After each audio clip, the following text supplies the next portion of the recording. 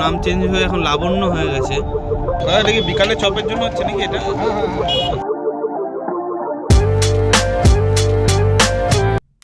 এই এয়ারপোর্ট আর স্যারকে নামালাম, একদম 1 নম্বরে নামিয়ে দিলাম। তো এখন এখান থেকে আমি বাড়ি যাব। তো সেইটুকুনি মুহূর্ত তোমাদেরকে যতটা পারবো চেষ্টা করবো দেখানোর। তো এখন আমি এয়ারপোর্ট থেকে বেরোচ্ছি, তো চলো। আর এই দিকটা হচ্ছে কি এয়ারপোর্টের যে কার পার্কিং আছে, তো টাটা এয়ারপোর্ট।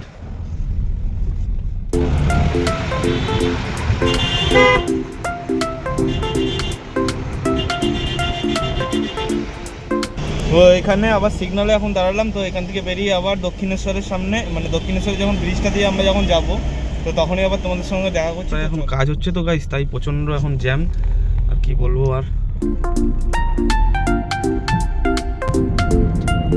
তো এই যে ডান দিকে যে রাস্তাটা চলে যাচ্ছে, সেটা একদম পুরো দক্ষিণেশ্বর যে মন্দিরটা আছে একদম সেই মন্দিরের দিকে চলে গেল এই রাস্তাটা। আমরা যাব এখন বর্ধমান NH-19 ধরবো এখন।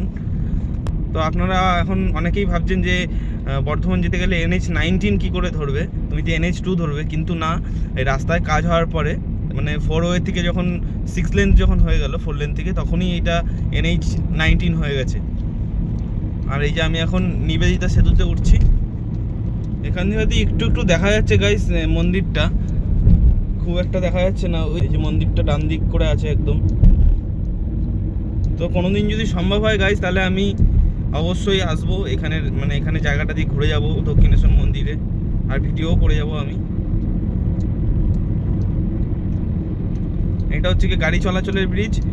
ওইদিকে যেটা দেখতে পাচ্ছেন ডান দিকে, ওইটা এক সাইড দিয়ে গাড়ি চলে, আর ওই মাঝখানটা দিয়ে ট্রেন চলে, যেটা মানে করা আছে ব্রিজটা, ওইটার মাঝখান দিয়ে ট্রেন যায়। আর এইটা হচ্ছে কি যে ব্রিজটা ক্রস করলাম নিবেদিতা সেতু, তো এটা হচ্ছে কি নিবেদিতা সেতুর, এইটা হচ্ছে কি টোল ট্যাক্স।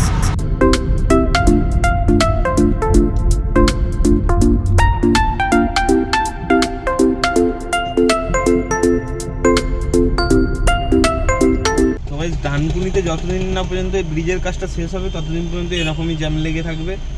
তোমাদের দেখাচ্ছি সিগন্যালের জ্যাম আছে। আর এই ব্রিজটা যখনই কমপ্লিট হয়ে যাবে গাইস, তখন মানে কি বলবো, আর কোনো চাপই থাকবে না কলকাতায় যাতায়াত করার জন্য। মানে এই ডানকুনিটাতে এই সিগন্যালগুলোর জন্য প্রচুর টাইম খেয়ে নেয়।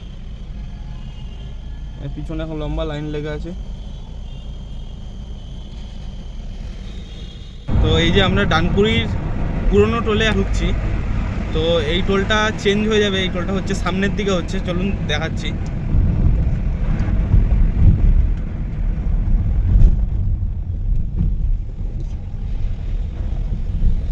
এখানে খুব প্রবলেম করে গাইস, মানে কি বলবো, এতটাই প্রবলেম করে, আর কোথাও এতটা প্রবলেম করে না।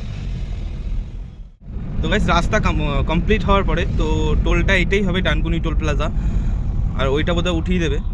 এটা বহুত দিন ধরে এই কাজটা চলছিল, এখন মোটামুটি কমপ্লিটের দিকে। কিন্তু কাজ না মানে রাস্তার কাজ কমপ্লিট না হওয়া পর্যন্ত এটারও কিছু করতে পারবে না। অবশ্যই এটা চালুও করে দিতে পারে, এটা চালু করে হয়তো এটা বন্ধ করে দেবে সেরকম। তো চলো এখান থেকে একবারে বেরিয়ে এখন সিঙ্গুরে গিয়ে কিছু খাওয়া দাওয়া করবো। তো খাওয়া দাওয়া করার সময় তোমাদের সঙ্গে আমি দেখা করবো। তো চলো ভাই, সিঙ্গুর ঢুকছি এখন, এখানেই দাঁড়াবো, টিফিন করবো।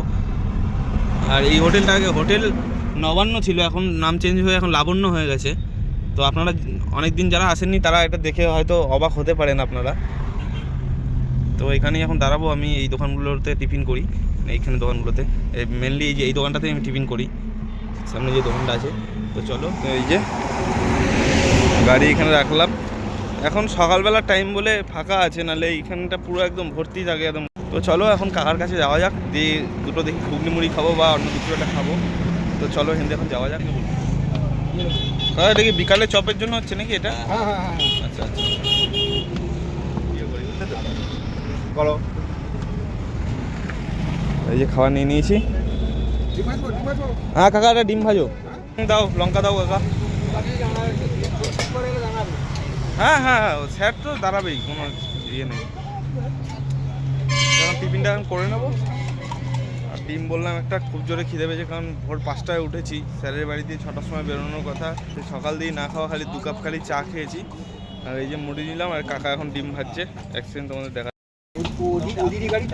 স্যারেরই গাড়ি, স্যারেরই গাড়ি। একটু কাছাকাছি রেখো, তুমি তোমার মতন ভাজো, একটু জাস্ট। হ্যাঁ হ্যাঁ হ্যাঁ হ্যাঁ, খুব করা না।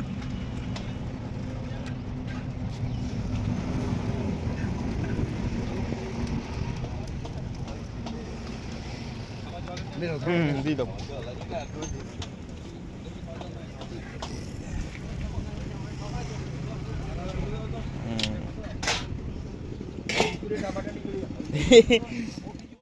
খাওয়া কমপ্লিট করে দিচ্ছি, চা খাওয়া দিয়ে বেরোবো এখান থেকে।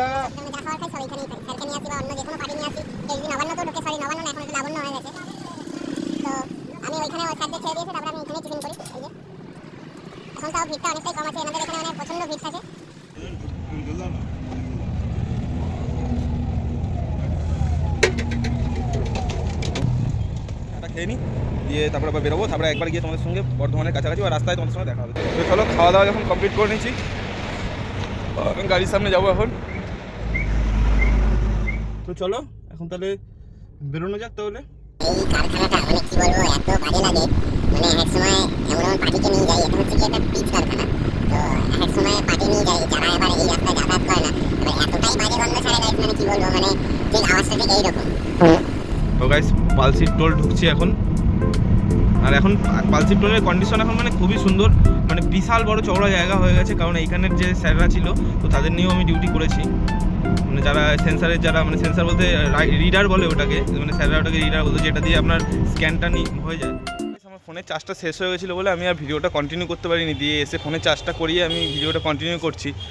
তো তোমাদের যদি আমার এই ভিডিওটা যদি ভালো লেগে থাকে তাহলে চ্যানেলটাকে একটু সাবস্ক্রাইব করে দিও, একটা লাইক করে কমেন্ট করে জানিও কীরকম হয়েছে, আর যারা ফেসবুক থেকে দেখছো তারা আমাকে অবশ্যই একটু ফলো করে দিও। তো চলো, টাটা বাই বাই, দেখা হচ্ছে আমাদের নেক্সট ভিডিওতে।